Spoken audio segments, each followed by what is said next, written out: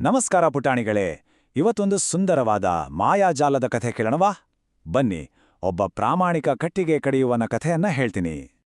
ಹಾಗಿದ್ರೆ ಎಲ್ಲರೂ ಕಣ್ಮುಚ್ಚಿ ಕಲ್ಪನೆಯ ಲೋಕಕ್ಕೆ ಹೋಗೋಣ. ಒಂದಾನೊಂದು ಕಾಲದಲ್ಲಿ, ಅಂದ್ರೆ ತುಂಬಾ ವರ್ಷಗಳ ಹಿಂದೆ. ನಮ್ಮ ಕತೆ ಶುರುವಾಗೋದು ಒಂದು ದಟ್ಟವಾದ ಹಚ್ಚ ಹಸಿರಾದ ಕಾಡಿನಲ್ಲಿ. ಅಲ್ಲಿ ಜುಳುಜುಳು ಅಂತ ಹರಿಯೋ ಒಂದು ನದಿಯ ದಡದಲ್ಲಿ ನಮ್ಮ ಕಥೆಯ ನಾಯಕ ವಾಸವಾಗಿದ್ದ. ಅವನು ಒಬ್ಬ ಬಡ ಕಟ್ಟಿಗೆ ಕಡಿಯುವವ, ಆದರೆ ತುಂಬಾ ಒಳ್ಳೆ ಗುಣದವ, ತುಂಬಾನೇ ಪ್ರಾಮಾಣಿಕ. ಪ್ರತಿದಿನ ಬೆಳಿಗ್ಗೆಯಿಂದ ಸಂಜೆವರೆಗೂ ಕಷ್ಟಪಟ್ಟು ಕೆಲಸ ಮಾಡ್ತಿದ್ದ. ಎಲ್ಲವೂ ಚೆನ್ನಾಗೇ ನಡೀತಿತ್ತು. ಆದ್ರೆ ಒಂದು ದಿನ ಅನಿರೀಕ್ಷಿತವಾದ ಒಂದು ಘಟನೆ ನಡೆದೋಯ್ತು. ಅದೇನಾಯ್ತು ಅಂತ ತಿಳ್ಕೋಬೇಕಲ್ವಾ? ಬನ್ನಿ ನೋಡೋಣ. ಅಂದು ಕೂಡ ಅವನು ನದಿಯ ತೀರದಲ್ಲೇ ಇದ್ದ ಒಂದು ದೊಡ್ಡ ಮರವನ್ನು ಕಡಿತಿದ್ದ. ಸುತ್ತಮುತ್ತ ಪಕ್ಷಿಗಳ ಚಿಲಿಪಿಲಿ ಸದ್ದು, ತಣ್ಣನೆಯ ಗಾಳಿ, ನೀರಿನ ಜುಳುಜುಳು ನಾದ ಎಲ್ಲವೂ ಶಾಂತವಾಲಿತ್ತು. ಅಷ್ಟ್ರಲ್ಲೇ ಛಳಾಕಂತ ಒಂದು ದೊಡ್ಡ ಸದ್ದಾಯಿತು. ಅಯ್ಯೋ ಪಾಪ, ಅವನ ಕೈಯಲ್ಲಿದ್ದ ಕೊಡಲಿ ಜಾರಿ ರಭಸವಾಗಿ ಹರಿತಿದ್ದ ನದಿಯೊಳಗೆ ಬಿದ್ದೋಯ್ತು. ಈಗೇನ್ ಮಾಡೋದು ಅಂತ ತೋಚ್ದೆ ಕಟ್ಟಿಗೆ ಕಡಿಯುವ ದುಃಖದಿಂದ ನದಿಯ ದಡದಲ್ಲೇ ಕೂದ್ಬಿಟ. ಆದ್ರೆ ಅವನೊಬ್ಬನೇ ಇರ್ಲಿಲ್ಲ. ಅವನನ್ನ ಯಾರೋ ಗಮನಿಸ್ತಾ ಇದ್ರು.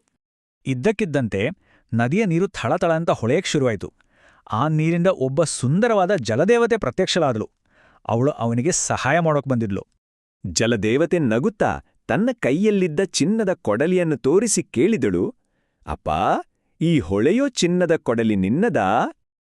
ಅಬ್ಬಬ್ಬಾ, ಆ ಚಿನ್ನದ ಕೊಡಲಿ ಸೂರ್ಯನ ಕಿರಣಕ್ಕೆ ಎಷ್ಟು ಹೊಳಿತಿತ್ತು ಅಂದ್ರೆ ಯಾರಾದ್ರೂ ಅದನ್ನ ನೋಡಿ ಆಸೆ ಪಡ್ತಿದ್ರು. ಆದ್ರೆ ನಮ್ಮ ಕಟ್ಟಿಗೆ ಕಡಿಯುವ, ಇಲ್ಲ ದೇವತೆ, ಅದು ನನ್ನದಲ್ಲ ಅಂತ ಪ್ರಾಮಾಣಿಕವಾಗಿ ಹೇಳಿದ.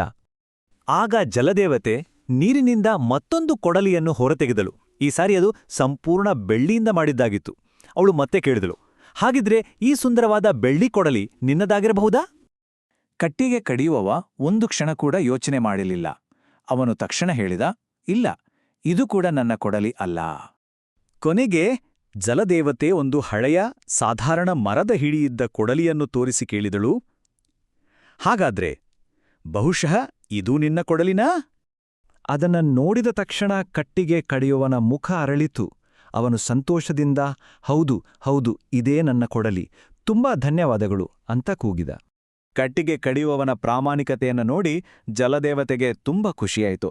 ಅವಳಿಟ್ಟಿದ್ದ ಪರೀಕ್ಷೆ ಈಗ ಮುಗ್ದಿತ್ತು. ಕಟ್ಟಿಗೆ ಕಡಿಯುವ ಚಿನ್ನ ಬೆಳ್ಳಿಯ ಆಸೆಗೆ ಬೀಳದೆ ಸತ್ಯ ಹೇಳಿದ್ದು ಜಲದೇವತೆಗೆ ಅರ್ಥವಾಗಿತ್ತು. ಅವನ ಹೃದಯ ಎಷ್ಟು ಶುದ್ಧ ಹಾಗೂ ಪ್ರಾಮಾಣಿಕ ಅನ್ನೋದು ಅವಳಿಗೆ ತಿಳಿಯಿತು. ಈಗ ನೋಡಿ ಕಥೆಯ ಅತಿ ಅದ್ಭುತವಾದ ತಿರುವು. ಅವನ ಪ್ರಾಮಾಣಿಕತೆಗೆ ಅವನಿಗೆ ಒಂದು ದೊಡ್ಡ ಉಡುಗೊರೆ ಕಾದಿತ್ತು. ಜಲದೇವತೆ ಅವನಿಗೆ ಕೇವಲ ಅವನ ಹಳೆ ಕೊಡಲಿಯನ್ನ ಮಾತ್ರ ವಾಪಸ್ ಕೊಡಲಿಲ್ಲ, ಜೊತೆಗೆ ಇನ್ನೂ 2 ಕೊಡಲಿಗಳನ್ನ ಉಡುಗೊರೆಯಾಗಿ ಕೊಟ್ಲು. ಹೌದು, ಒಟ್ಟು 3 ಕೊಡಲಿಗಳು. ಆ 3 ಕೊಡಲಿಗಳು ಯಾವುವು ಗೊತ್ತಾ? ಮೊದಲು ತೋರಿಸಿದ ಆ ಚಿನ್ನದ ಕೊಡಲಿ, ಎರಡನೇದಾಗಿ ತೋರಿಸಿದ ಆ ಬೆಳ್ಳಿಯ ಕೊಡಲಿ, ಮತ್ತೆ ಅವನು ಕಳೆದುಕೊಂಡಿದ್ದ ಅವನ ಸ್ವಂತ ಕೊಡಲಿ. ನೋಡಿ, ಪ್ರಾಮಾಣಿಕತೆ ಅವನಿಗೆ ಎಂಥ ದೊಡ್ಡ ಬಹುಮಾನ ತಂದ್ಕೊಡ್ತು ಅಲ್ವಾ? ಹಾಗಾದ್ರೆ ಮಕ್ಕಳೇ, ಈ ಕಥೆಯಿಂದ ನಾವೆಲ್ಲರೂ ಕಲಿಬೇಕಾದ ಪಾಠ ಏನೋ? ಪ್ರಾಮಾಣಿಕತೆಯೇ ಎಲ್ಲಕ್ಕಿಂತ ದೊಡ್ಡ ಸಂಪತ್ತು. ನಾವು ಯಾವತ್ತೂ ಸತ್ಯ ಹೇಳಿದ್ರೆ ಅದಕ್ಕೆ ಒಳ್ಳೆ ಪ್ರತಿಫಲ ಖಂಡಿತ ಸಿಕ್ಕೇ ಸಿಗುತ್ತೆ. ಈಗ ಎಲ್ರೂ ಒಂದು ಕ್ಷಣ ಯೋಚನೆ ಮಾಡಿ, ಪ್ರಾಮಾಣಿಕವಾಗಿರೋದು ಅಂದ್ರೆ ನಿಜವಾಗಿಯೂ ಏನು? ಇದ್ರ ಬಗ್ಗೆ ನಿಮ್ಮನೆಯಲ್ಲಿ ಅಪ್ಪ ಅಮ್ಮನ ಜೊತೆ ಚರ್ಚೆ ಮಾಡಿ, ಆಯ್ತಾ? ಮುಂದಿನ ಕಥೆಯೊಂದಿಗೆ ಮತ್ತೆ ಸಿಗೋಣ.